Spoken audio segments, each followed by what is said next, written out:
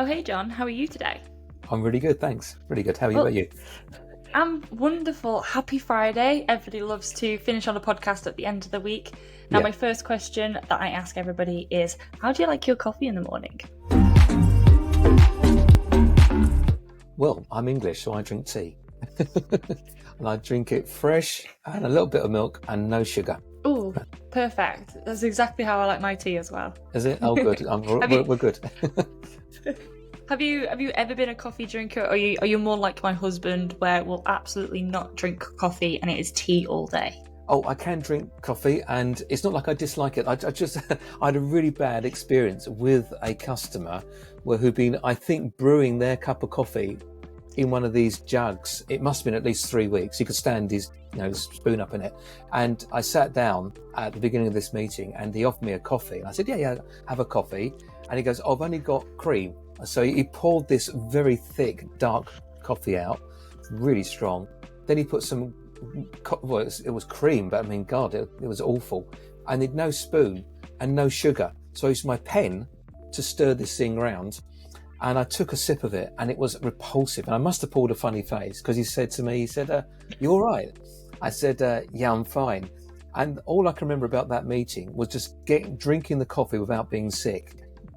That's all. Just don't be sick, John. Don't be sick, because it'd be awful. And I just got out of the meeting, and wasn't a very pleasant experience. And after Oh, that, I thought, never accept a cup of coffee from a customer unless you're kind of very confident that it's going to be okay. And basically that's a long time ago. I won't say how many years because that ages me too much, but suffice to say, I don't usually drink a coffee in front of a customer. It's tea or water. oh my days. I think that Yeah, is enough to put anybody off coffee, even myself, a big coffee lover. it was terrible. I'll No, tell you that's what, it was awful. that's not okay. But Hmm. moving on to far more pleasant conversations and Yeah. subjects, tell us, what is it that you do and why do you do it? Okay, so I help organizations and people thrive, and it's actually, I help them in the area of improving their sales, but they get great sales, they get much better, like, nurture the customer relationship. It's all part and parcel of the same thing. And the executives and their people gain huge amounts of confidence in that ability to have people to buy from them, not trying to sell to them. And that's a bold move for some companies to make, and people to make that connection of not selling to get sales. So let's deep dive into that, because that is a great statement. You know, how do you give a business owner or a senior leader the confidence to not sell and know that they're going to win, that they're going to close the sale? Where do you Okay. start with that? Well, the thing is, it's actually how they buy stuff. So it's very natural, and it's normal, it's intuitive, and it's actually therefore easy to do. It's just having the confidence to get out of that mindset, which is, I think, is built into us in terms of coming to business. Is you do it differently than in your normal life, but actually you're dealing with real people. And I've had it said to me that, oh, well, in a larger company, maybe this stuff doesn't work because they're a big company. I go, no, it still works because there's still people there and they're motivated. We can chat about what those motivations are, but primarily I reassure them to start with and say, this is how you buy stuff. And primarily, this is how you make a decision to move forward.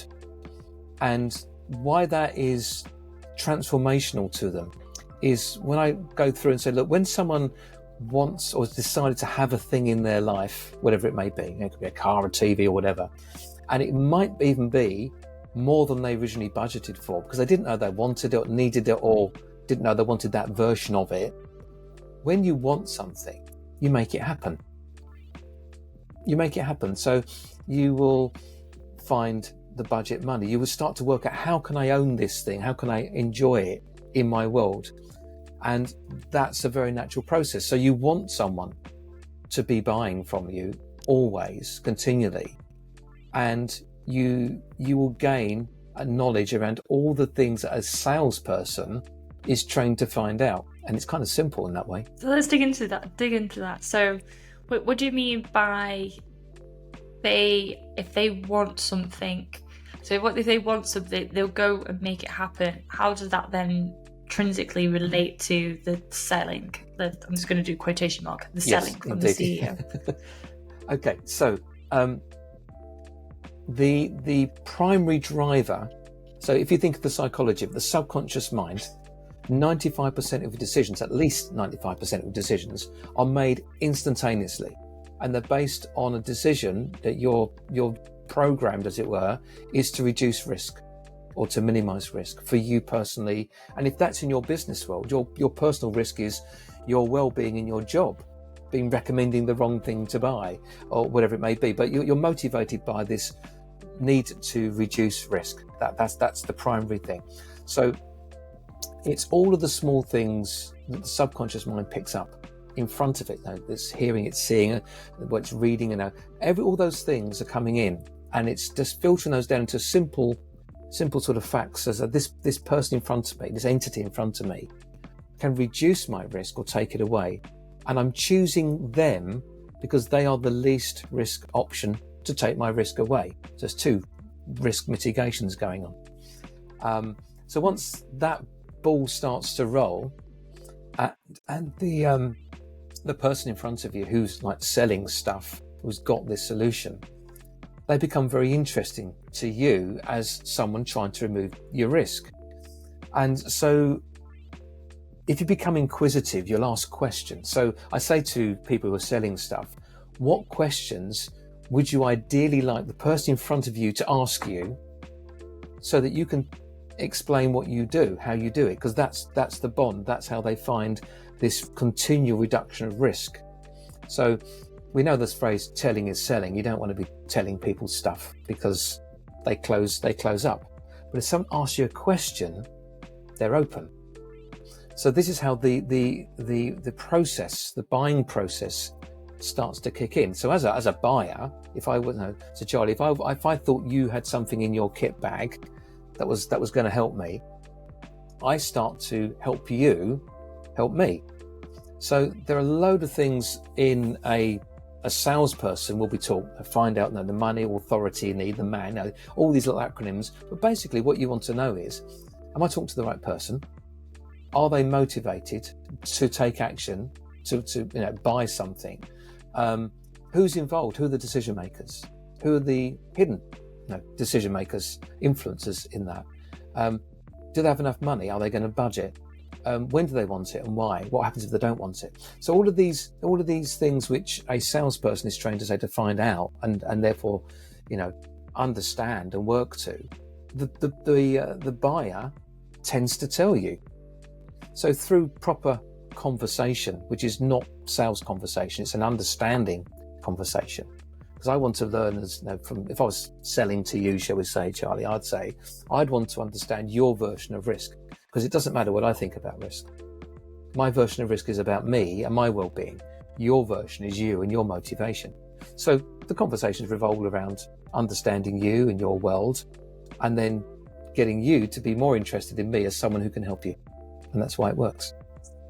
Let's go into that a bit further. So the difference you just said there is a selling conversation, and then there is with a casual conversation. Did I hear that correctly?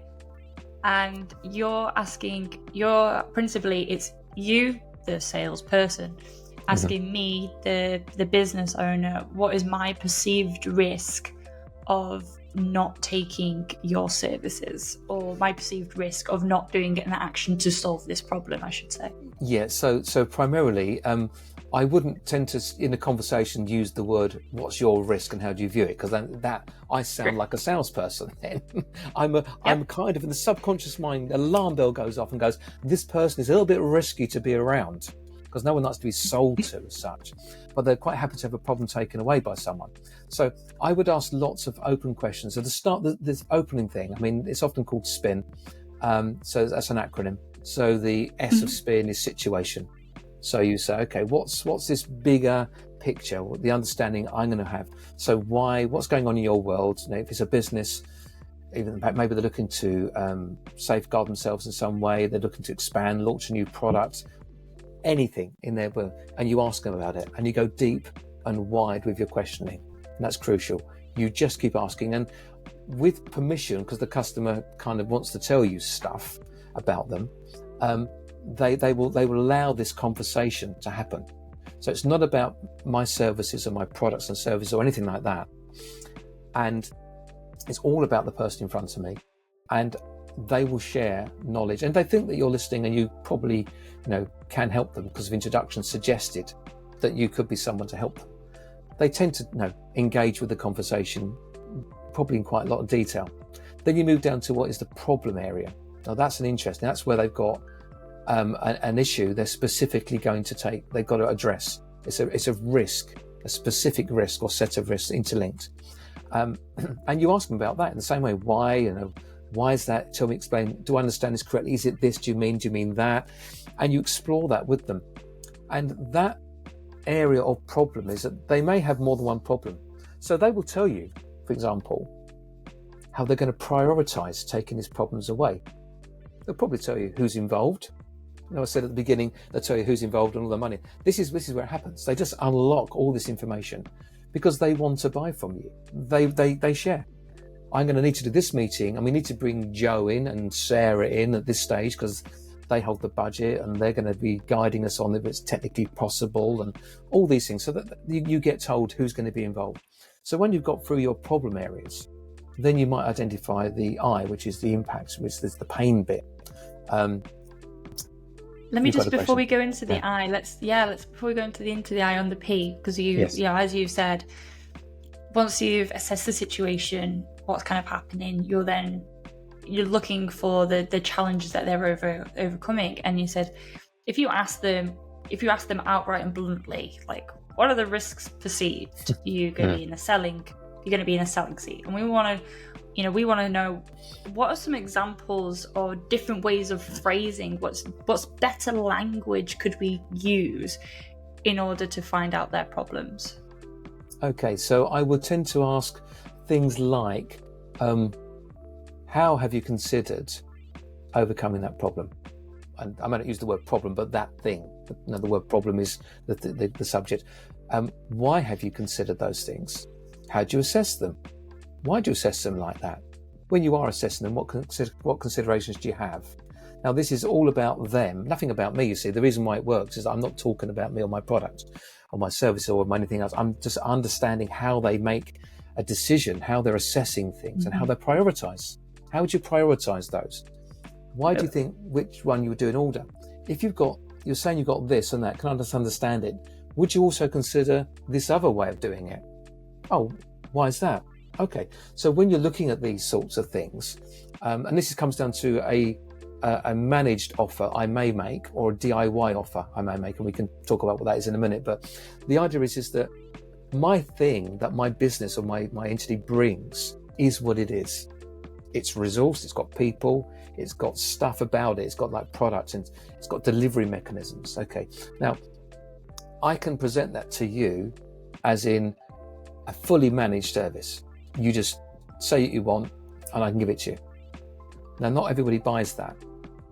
But if I explain how we do things, and therefore I can tell you bits and keep you informed, Charlie, and you'll have this control and that, then I describe it to you differently, you will buy it because you think you've got control over the service. It's not managed suddenly, but it's the same thing. I've got the same thing I'm selling. So the idea is that when you go for the problem bit, you're exploring with them their buying nature. Are they likely to buy the thing that you may want to sell them?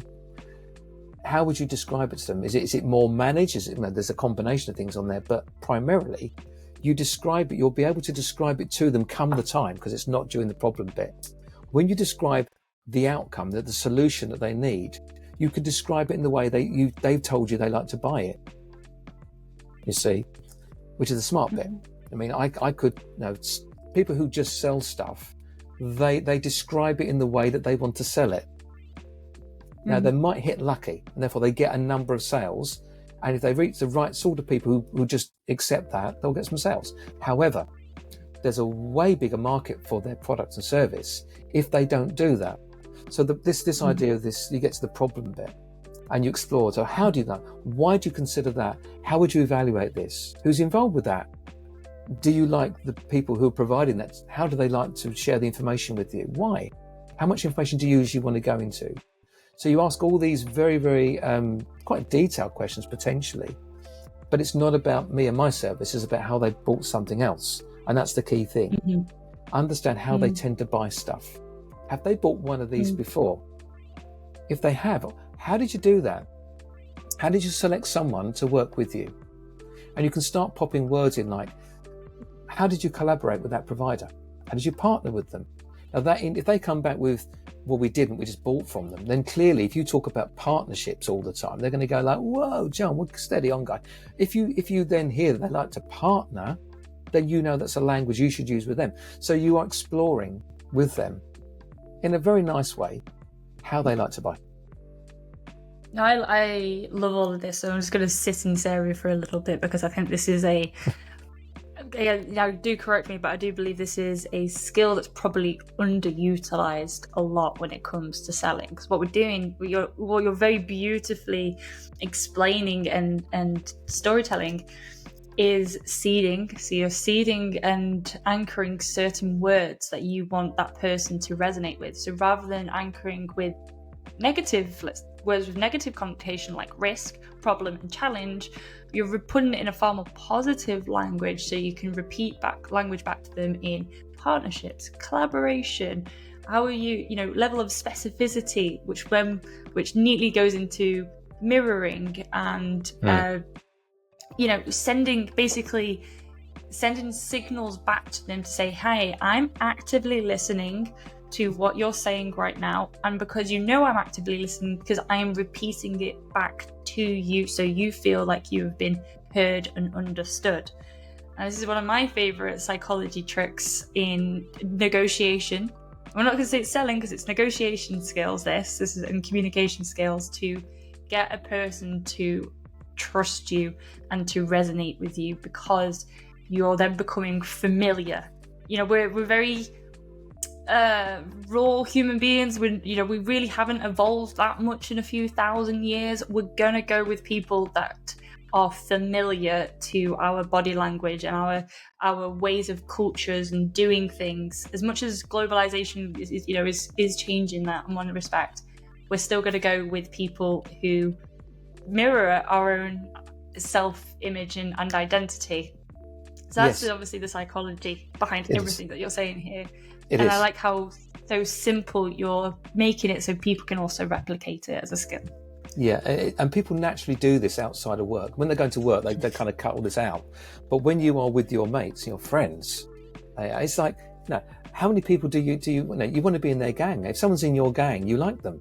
So you want to be able to, and it's not manipulative. That's one thing which I'm always very keen to point out, is that this is a genuine thing. You've got to genuinely want an interest in them, and you genuinely want to help them, because people know that the subconscious alarm bell, the risk alarm bell, will go off if you're not genuine. And so clearly you have to be in the game for real. And that's the other thing which some people don't do. They don't like to give of themselves, but you have to. You want to share the love, as it were. Now, the other thing which I always point out to people here is that you plant there are two things actually. You plant the seed of language of money. You plant the seed of investment if you've got that type of service. Maybe it's just very transactional, I don't know, like a pen or something. It's a bit difficult to do that. But assuming the person has something of value to transact in, you would naturally drop into the conversation when you invest in this. When you place your trust in someone, how do you move forward? So you're placing trust and you're planting seeds of how you want them to talk to you. Because they will, if they want to be part of your gang, because you sound really good to be with, and you're going to take their problem away, they will mirror you. Interestingly, so you can nurture the language of the bond you're forming with them during the conversation, and this actually mitigates and removes or dramatically reduces the awkward conversation about your price later on. Because traditionally people say, not always, but I can lose on price. And I go, well, it's because I didn't budget for you. Why? Because they hadn't been buying from you. You decided to sell to them. So when I point that out to them and start telling them some of this stuff we're discussing today, they start to see they could have planted seeds the customer starts to want it, therefore they start to work out how they're going to own this thing, the budget. So you plant seeds about investing and budgeting and resourcing. You talk in those sort of terms, and this sets the scene. Now, the other thing, which the primary thing that I believe that someone wants risk taken away from them with the person in front that they value, is they want to access knowledge, skills, and how they access that. So your process that you may describe to them of how that, what happens next, and when we go through discussions to working it all out, contracts and then delivery, that sales and delivery process is absolutely really, really key. Now, I did a workshop yesterday and I was pointing this out to people, and I said to someone sitting down the front, I said, look, assume now I'm interested in your stuff. Doesn't matter what it is, but it is just some stuff. And I'm going to access your knowledge and skills as part of that. What's your process? He goes, what do you mean? I said, well, what's your process? So there's usually maybe a discovery. Oh yeah. We learn about the customer. We When we scope and scan it, and we do this. I said, okay. And then we get to contract, yeah. And then we do our stuff and we deliver to them. I said, okay. And then what happens then? I said, well, then we make sure they're happy. That's kind of it. I said, that's brilliant. Okay. So most businesses have a process a bit like learning, working it out, contracting, delivering, and then, And I said, but what you described to me, that process, you've described it in how you benefit. Now the trick here, you need to describe your process in ways the customer benefits. So rather than Charlie, I'm selling to you. I say, I'm going to learn all about your business, about you. That's what I get it from it. I want you to turn up to my meeting, in effect, I'm saying to you. If I say, we're going to have this meeting, Charlie, and you're going to find out if we're a good match, you're going to be really confident that you're going to be investing wisely with someone like me, and we will identify mutually what it is we're trying to achieve together. Would you like to come to the meeting? You're going to say yes to that way more. So when you apply that principle to the middle of a project run, say, and I hear this all the time, oh, it's terrible, the customer doesn't turn up, they don't bring the right people, they've got the right... The reason is they believe the process is about you and not them. Because we never described it consistently that you get, Mr. Customer, rather than I gain.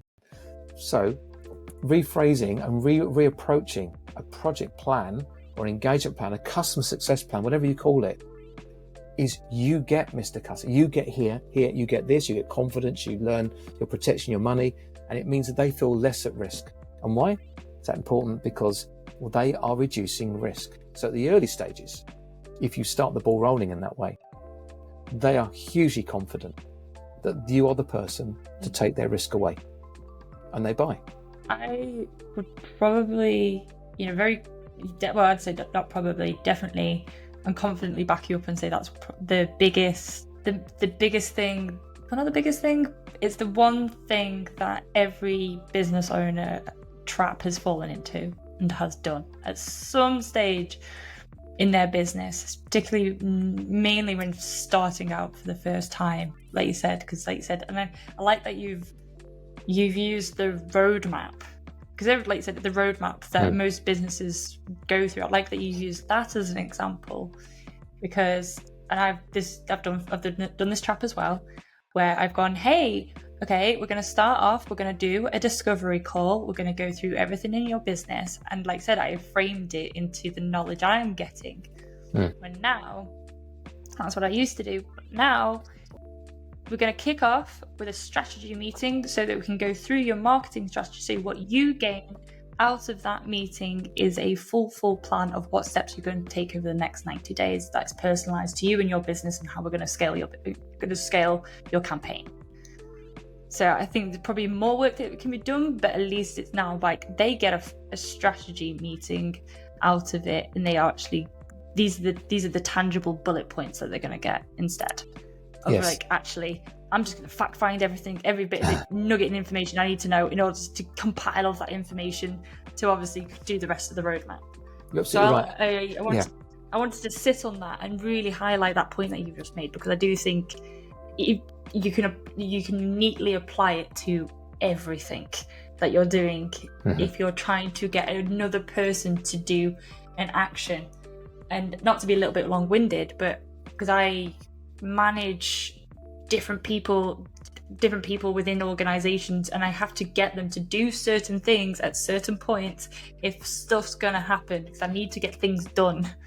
Okay. Mhm. And if I can't get certain people into a room, onto a meeting, my projects aren't going to hit deadlines. Yeah. And I say that's one of my biggest challenges I'm always coming up against. And like I said, it's doing tricks of sending out an agenda meeting of, we're going to go through these stuff, and these are the things that we're going to get afterwards. So in the next 30 days, you don't need to do X, Y, Z. Framing it like that. And usually if I tell them they don't have to do anything else after 30 days because they get this one thing now, they're like, okay, let's do it. And I'm like, great. Yeah, they're buying it. They're buying. You see, they're buying into it. The thing is about the buying thing also is, I often ask people, what is a sale?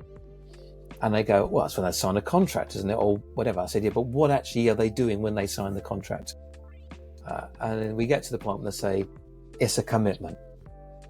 And the crucial thing is, as a buyer, if you are hesitant about buying the thing, you are less committed to things along that pathway towards the big commitment, which is the sale. So really, as a part of this ongoing process, and your you get there, is that what you're really trying to do is get them to turn up with the right people at the right time, with the right information. Clearly, that's important. But actually, you're getting to commit to you or to the project. And if people say, oh, I lost it, I lost the sale because of price or whatever, and we look at it and I go, if you look here, where you described the customer journey and conversations you were having, they stopped committing about 3 months ago, but you carried on because you thought you were selling to them, so you were doing the right things, but they were less responsive. They stopped giving information. They stopped returning your phone calls quite as quickly. This is disengagement. This is disengagement. This is them not committing. So I always say to people, you should be looking to gain a commitment every time you meet them, and have that as part of your measure of their willingness to buy from you. And if they stop committing, don't do what a salesperson does, which is get panicky and start selling to them. You do more of the learning about them and their risk stuff, because that reassures them, means you actually find out what's truly happening. And it could be they can't move along the same timeline for very real reasons. And if you're mindful of that, and you might have to be disappointed that you're not going to get the sale in this month, it might be 6 weeks' time, but that's okay, because the customer will buy from you. If you push them for now, they may walk away completely because you've been selling them. I like that because you used the word commitment there, and also you've touched on that the sale doesn't end on that contract being signed. There is, I always say, part two. There is a sell all the time. I'm going to use quotation marks on the word sell. There's a sell all the time of making your clients sticky and staying with you for longer and staying in that commitment. Now, correct me if I'm wrong, but one of my favorite analogies I always like to make with selling and business and people and things, and the word commitment, is dating. We are, as all humans, have gone through the dating process. Some get married, some don't. There's everybody has a different journey when it comes across it, but everybody can resonate, even if you're not a salesperson, with the dating world. And what you're doing is you're asking for micro commitments all the time from a person, as you go through a relationship. And like you said, depending on where you're on that journey, sometimes you'll get disengagement for a variety of different psychological reasons. And I always like to see the similarities. So for instance, you might meet a person for the first time for the first date and you just get instant disengagement. You might meet another person, you get the first commitment, and you get the second date, the second commitment. And the relationship that lasts is that level of just that constant micro commitments all the time for years and decades, for example. And that's the parallels I always like to bridge. Yeah, and I get that completely, and it's so true. Again, because as I said at the very beginning of our chat, is that it's actually about the risk assessment stuff that your subconscious mind is going through. It's actually all about the buying of process. And when we're committed to something, we do things, we contribute, we share information. I mean, I've been in situations when I wanted to buy the thing, and the person who was selling the thing to me wasn't really very good in terms of understanding me and helping me. So I would actually reverse engineer the conversation. So by which I would share information, I would cue them to ask me certain questions so I could tell them stuff about what was important to me and why. Because I wanted this idea of accessing knowledge and skills and all those sorts of things. I recognised that they knew more about the thing than I did, although I knew enough about it and what they were telling me that they were probably the people to buy from. But I wanted them to dip into their knowledge and join some dots for me so that I actually could understand better. It's so funny. I'm laughing because I've done exactly the same thing. Once you've been in the world of, like you said, all of these little tidbits that we're talking about, and then once you see somebody poorly selling. Now, I have two knee-jerk reactions. One, if they are doing the very hard, in-your-face sell, I am instantly switched off and I'm out the room, and I won't even engage with it at all. And it has happened recently, and I was just like, okay, bye. But the other one, where it's far more subtle, where they're clearly very technically good and the depth of knowledge and product is very, very good. They just haven't got those, they haven't worked or practiced on these negotiation communication skills yet. I will do exactly what you just said and just flip it back and reverse it back with questions to tease out the information I need to assure that this is I've mitigated my risk in order to do the commitment on the contract. And doing that depth of, because you can clearly see that they're technically very good in it. So yeah, it's funny. It's so funny that you mentioned it. It's exactly what I do. No, it's funny. We haven't finished the I and the N as well. Yes. Let's make sure we box that off. Okay. So we did let's recap. Situation S, big picture. P, problems. These are where they've got pockets of they're going to have to resource this. These are pockets of money. This is where they're looking for you or your competitors. Oh, also, your competitors may not look like you. Bearing in mind the customer's looking to take away a big problem, or the situation requires lots of different small things. So if you look like someone who can take the problem away, you can suck money from one project, one area to you. So that we understand that, but that's part of the P bit. Then you get to the I, the pain bit. This is where they describe in granular detail the difficulties they've got in not doing it. Then they say it could be catastrophic, it'd be awful if we didn't do it. And they tell you these words, write them down. And to your point about being part of the gang, you're going to play these words back to them if you need. But you understand the level of intensity and connection they have personally or to their department or whatever it may be to sorting this problem out. So to get to the end, I mean, bearing in mind I was taught this as a sales technique, I've adapted now into a buying technique.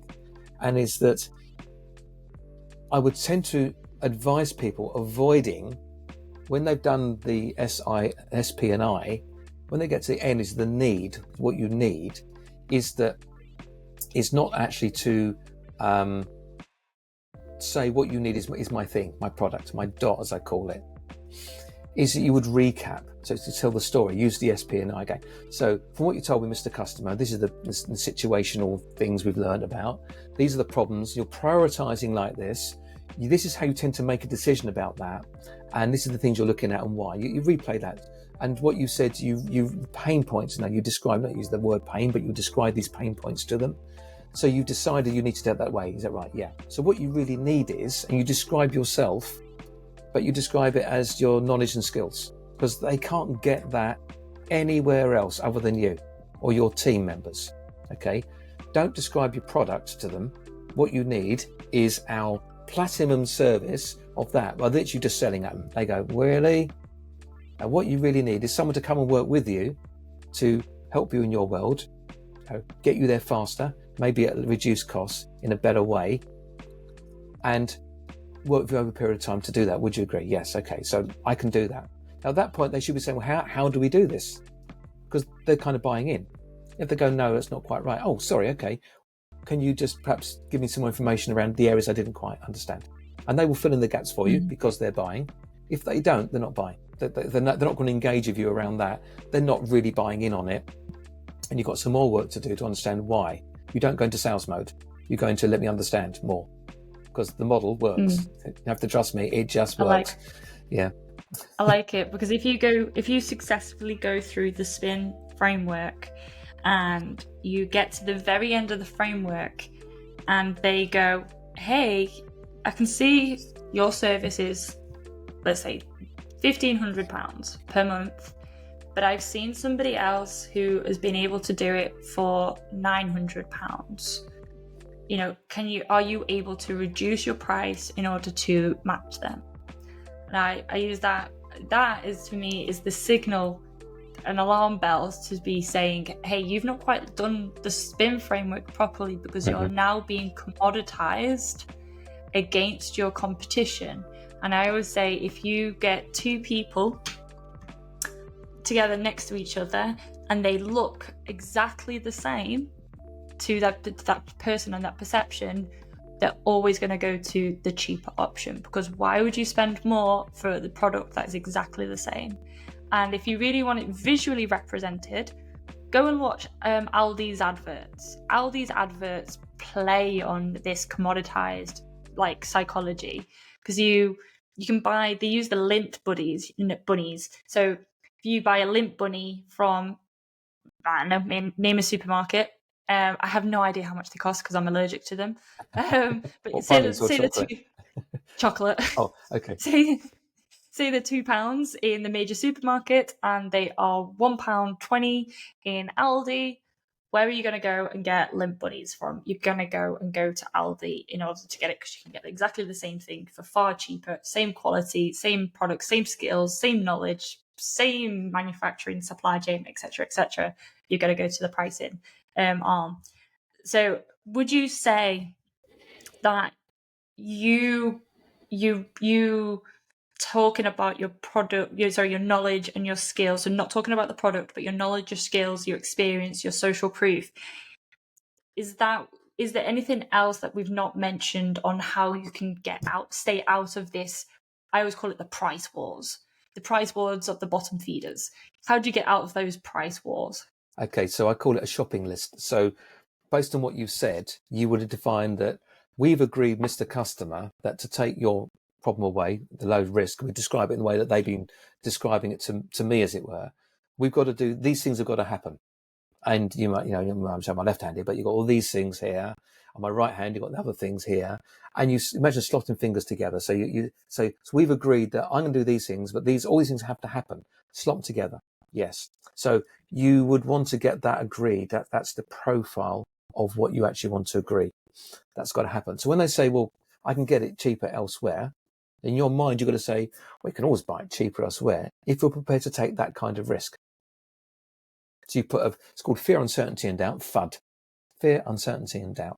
But you're not be blank with it, but that's kind of what you would do. But you would actually really say, well, okay, well, let's run through what we've both agreed, mutually agreed, needs to happen in the project for you to be successful. Not about you, not about me, but you to be successful. And you would run through the bits. And if you say, well, how do you feel about this point here, this action that's got to happen? Oh, usually your problem is that someone inside the organization can do it, DIY. Do it yourself. Okay, we can do that. Great. Okay, so who's going to be doing that? I'll make a note. Okay, so it's whatever department person, or they just tell you. So if you're confident that outcome will be as good and as high quality as we've described it needs to be, let's do that. Now, if they genuinely are, then you can step off on that and you can actually say, therefore, you're thinking I could reduce some of my investment fee that I want to pay. So we've also planted seeds about investment, not costs, by the way, at this point. And that's really important. And so bearing in mind that we've described what I would call a total cost model, which is like the situation stuff and the smaller bubbles in it, your fee is not the total cost of the project. It's just not, that's not the full cost. Because if you do stuff, that means they do have to do less. You could be doing that at better value. And therefore their overall budget comes down, but your fee stays the same. So this is the mindset. And if the customer's going to recognize that the cost of having their risk removed, their project completed, is going to be better or more timely with you or something like that, then your fee is not the issue. And what would happen, Mr. Customer, if we were to overrun by a week? It'd be awful, because, oh yeah, you did say actually, didn't you? You did play catastrophic if it was 1 week late. Well, my fee is my way of guaranteeing to you that I can resource this and deliver on it. Now, if you're convinced that someone else at 30% less, say, or 20% less, is also able to deliver and guarantee to that, so you don't get, you don't get that bit, and therefore you don't have to explain to your board why it was late. If you're happy with that, I would recommend you use them. They go, what? So yeah, if someone is going to do it exactly, has the same level of quality of people I am, and the way we apply it, our process, and the process is important. So if they got the same level of detail in their process that you get all these things, you get, not we get, but you get, then yeah, my recommendation is use them. Good luck with that. I really like that you've mentioned this, because I have a success formula. It's not mine originally, but you find these formulas and frameworks over the years that just work every single time, because we're as you're trying to standardize the pitch, the pitch through asking qualifying questions and making it all about them and the subject. The success formula is, what is the desired outcome that person is looking to achieve? What is that vision they're looking to achieve? And then it goes like, you just imagine it's like a straight line. It's like, how much time and effort do they have to put in in order to achieve that desired outcome, over what is the proof or guarantee, or the percentage or the probability of success likelihood that desired outcome is going to happen. Now, if you're able to say that in a 30, like literally a 20-second pitch, hit them with one line of how you help, what's the perceived effort they have to put in, what's the likelihood that it's going to happen, and how do they go and get it in which time frame, how quickly can you deliver on all of this, you're going to win every single time if that pitch is better than the competition, even though they might be cheaper. Yeah, absolutely. I mean, generally speaking, I've never been in a situation where when I've been actually selling something, I've been as employed to sell, or in my own world, where I've necessarily ever been the cheapest. I mean, when I've worked with people, I've had them say, let's do it. And we describe the project and we go, great. And they said, oh, by the way, how much will your fees? It's like, by the way, because they're they know you're the right person to do this. They know they're going to get the results. And of course, I'm not here to ever rip anybody off. So the way I'd put it together was always going to be the same anyway, really, because that was the basis where we're working forward. I like it. And we're going to kind of come to a close there, because I think that's a really nice signal, again, because I'm always trying to help business owners listen to their own instincts and react off the data and information that's being presented for them. So and the SPIN framework, absolutely, if you're looking to get better at selling, please contact John to help you go through this framework, because it's absolutely beautiful. It's underlined with so much psychology that it will take quite a few books for you to read in order to get it. And John will just help you just go through it straight away and get to use selling quicker, closing deals faster, not be beaten up on price, because nobody ever wants to do. And you've done that beautiful.